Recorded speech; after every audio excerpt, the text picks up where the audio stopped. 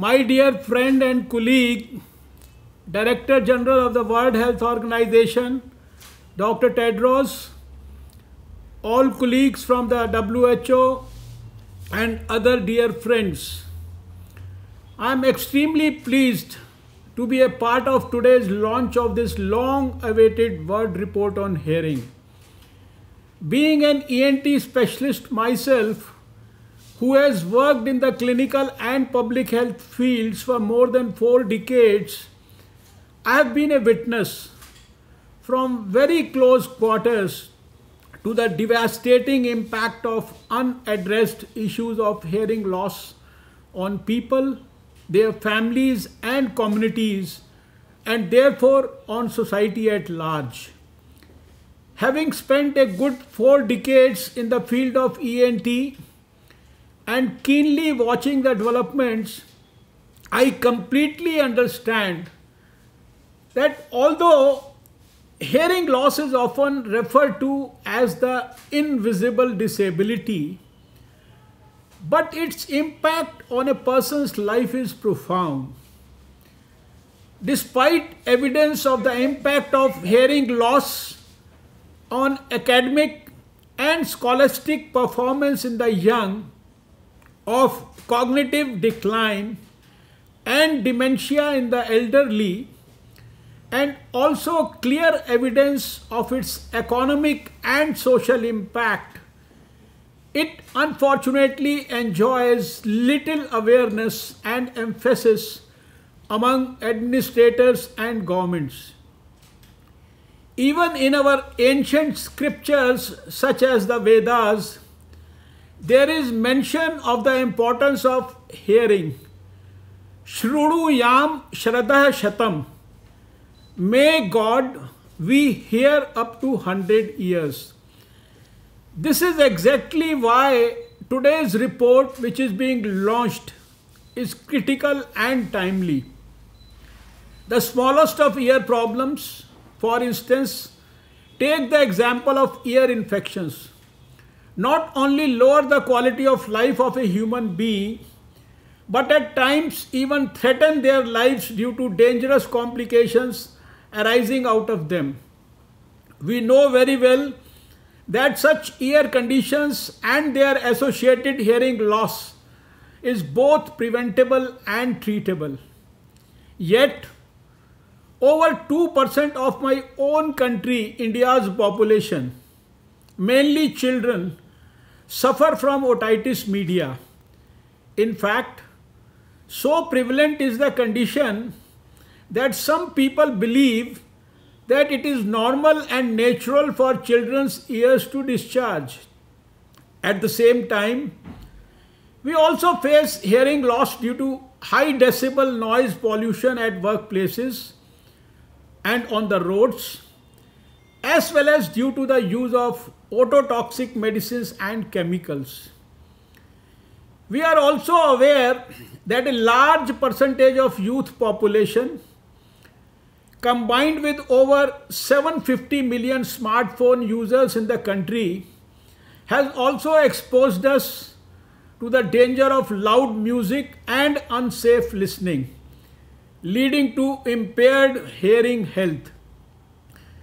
India has recently concluded the world's largest study to date on hearing loss and its causes in our population.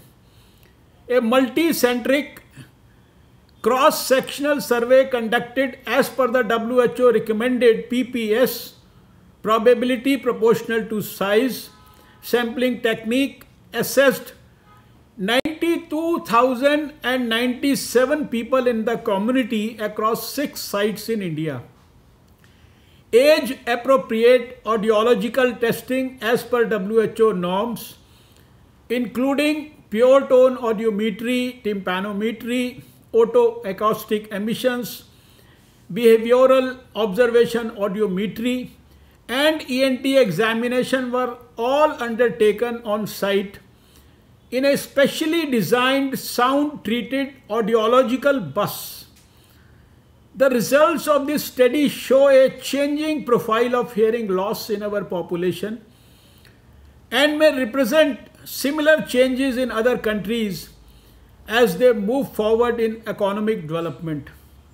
The prevalence of total hearing loss, unilateral and bilateral, is noted to be as high as 9.93%. The study showed that the disabling hearing loss affected 2.9% of the population and was noted to affect communication, education, and work. The rural population had a far greater prevalence of hearing loss.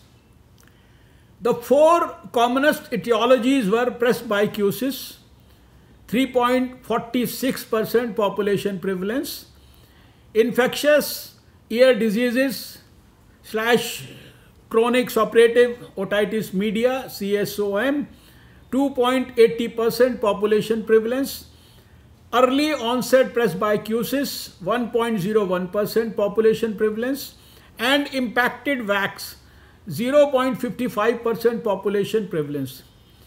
In contrast to our previous experience, only 1/3 of hearing impairment currently is noted as purely conductive and reversible. The geriatric population accounted for 40.5% of all hearing loss and 72.4% of all disabling hearing loss.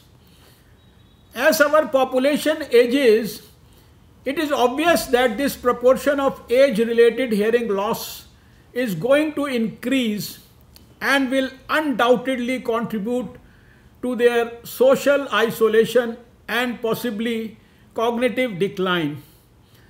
This study has also made a major contribution by identifying the risk factors associated with sensory neural hearing loss: smokeless tobacco consumption, heavy smoking, leisure and work-related noise, and also excessive residential noise are all noted as risk factors associated with sensory neural hearing loss.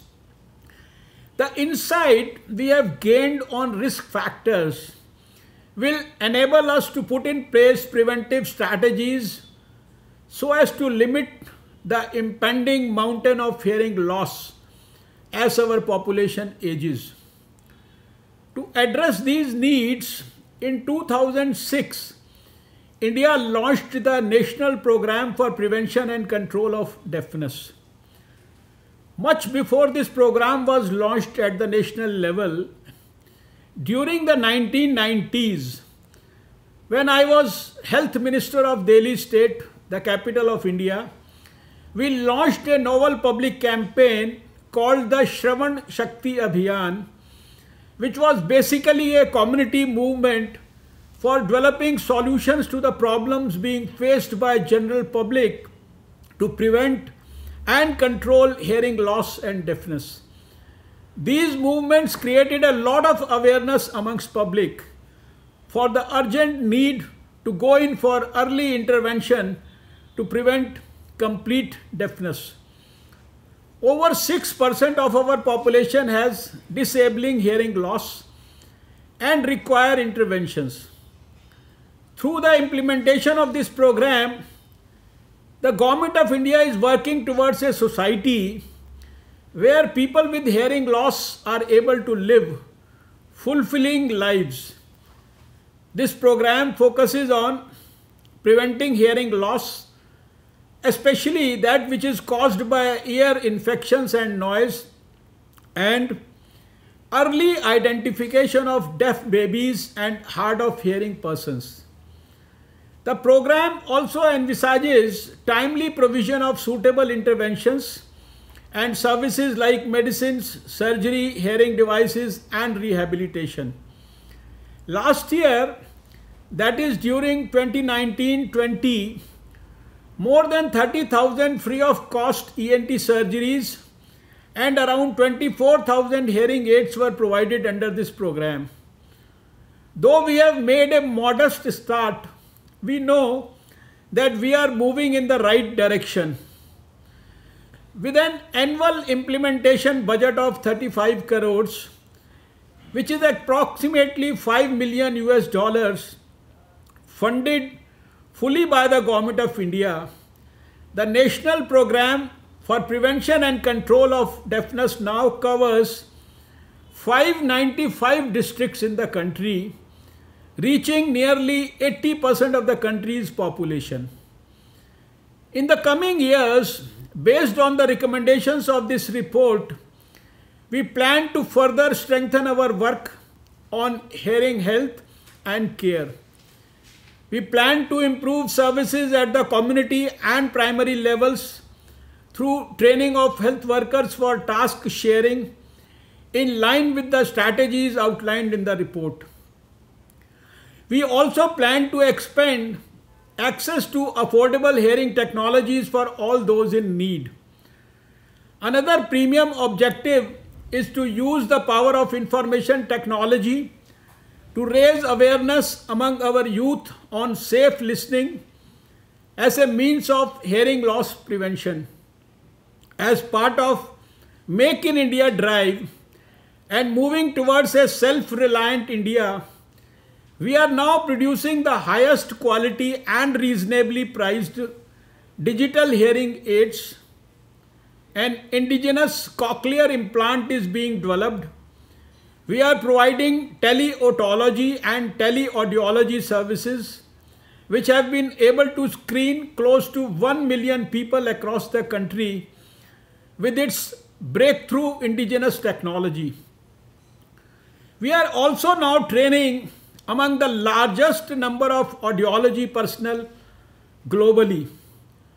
Through our efforts, we hope to create a society where every Indian, including those with hearing loss, is able to gain education, learn, seek employment, earn and lead a productive life, thereby setting an example for the rest of the world.